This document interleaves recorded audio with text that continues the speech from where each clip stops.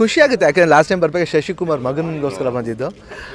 ಇವಾಗ ಅಂದರೆ ನಮ್ಮ ಅತ್ತೆ ಮಗ, ಅಂದರೆ ನಮ್ಮ ಆಂಟಿ ಮಗ ಸೂರಜ್ ಅಂತ, ಮೈಸೂರಿನ ಚಿಕ್ಕ ವಯಸ್ಸಿಂದ ನೋಡ್ತಾ ಇದ್ದೀವಿ. ಸೊ ಒಂದೇ ಊರು ದರ್ಶನ್, ಆಮೇಲೆ ಸೂರಜ್ ಎಲ್ಲ ಒಂದೇ ಊರು. ಆಮೇಲೆ ನಮಗೂ ಮೈಸೂರು ತುಂಬ ಇಷ್ಟ ಆ್ಯಕ್ಚುಲಾಗಿ. ಆಮೇಲೆ ನಾನು ಆ ಹುಡುಗನ ಚಿಕ್ಕ ವಯಸ್ಸಿಂದ ನೋಡಿದ್ದೀನಿ. ಇವಾಗ ಲಾಂಚ್ ಆಗ್ತಿರೋದು ಭಾಳ ಖುಷಿಯಾದ ವಿಷಯ.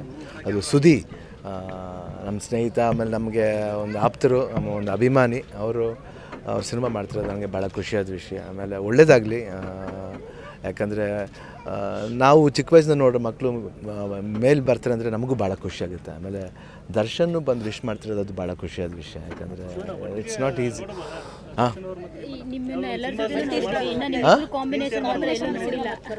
ಬರುತ್ತೆ, ಹೇಳಕ್ಕಾಗಲ್ಲ. ನೆಕ್ಸ್ಟ್ ಹೇಳಕ್ಕಾಗಲ್ಲ ಅಂತಲ್ಲ, ನಮ್ಮನ್ನು ಹ್ಯಾಂಡಲ್ ಮಾಡೋಂಥ ಡೈರೆಕ್ಟರ್ ಇಲ್ಲ ಸರ್. ಫಸ್ಟ್ ಅಂತ ಡೈರೆಕ್ಟ್ ಅಂತ ಕತೆ ತಗೊಬರ್ಲಿ ಸರ್, ಮಾಡೋಣ. ಅದ್ರೊಳಗೆ ಏನಿದೆ ಸರ್?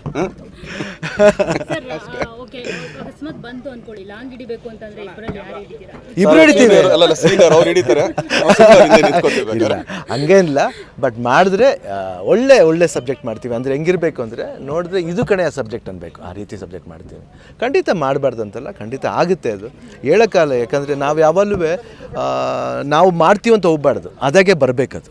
ಅದು ಬಂದಾಗಲೇ ಅದು ಖಂಡಿತ 100% ಆ ಥರ ಸಬ್ಜೆಕ್ಟ್ ಬಂದರೆ ದರ್ಶನ್ ನಾವು ಖಂಡಿತ ಮಾಡೇ ಮಾಡ್ತೀವಿ. ಅದರಲ್ಲೇನು ಅದಕ್ಕೆ ಯಾಕೆ ನಾವು ಇಟ್ಸ್ ಎ ಓಪನ್ ಥಿಂಗ್. ನಾವು ಯಾವತ್ತು ದರ್ಶನ್ ಯಾವಾಗ ಮಾತಾಡ್ಬೇಕಾದ್ರೆ ನಾವು ಮಾತಾಡ್ಕೊತಾ ಇರ್ತೀವಿ. ಒಂದು ಸಬ್ಜೆಕ್ಟ್ ಇಲ್ಲಪತಿ ಮಾಡಬೇಕಂತ ಅವರು ಹೇಳ್ತಾ ಇರ್ತಾರೆ. ನಮಗೂ ಅಷ್ಟೇ, ವಿ ವಿಲ್ ಡೂ 100%.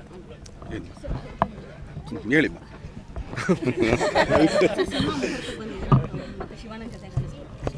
ಇಲ್ಲ, ಖುಷಿ. ಆ್ಯಕ್ಚುಲಿ ನಮಗೆ ಗೊತ್ತಿರೋರು ಆ್ಯಕ್ಚುಲಿ ಹಿಂಗೆಲ್ಲ ಬೆಳೀತಾ ಇದ್ದಾರೆ, ಒಳ್ಳೊಳ್ಳೆ ಕೆಲಸಗಳು ಮಾಡ್ತಿದ್ದಾರೆ. ಈಗ ಅಪ್ಪಾಜಿ ಅವ್ರು ಬಂದು ಅವರು ಆ್ಯಕ್ಚುಲಿ ಅವ್ರಿಗೆ ವಿಶ್ ಮಾಡ್ತಿದ್ದಾರೆ ಅಂದರೆ ವೆರಿ ಬಿಗ್ ಥಿಂಗ್ ಅಲ್ಲ. ಬನ್ನಿ, ಅದು ಇನ್ನೊಂದ್ಸಲಿ ಮಾತಾಡೋಣ. ಪಾಪ 6 ನಿಮಿಷ ನೋಡುವ.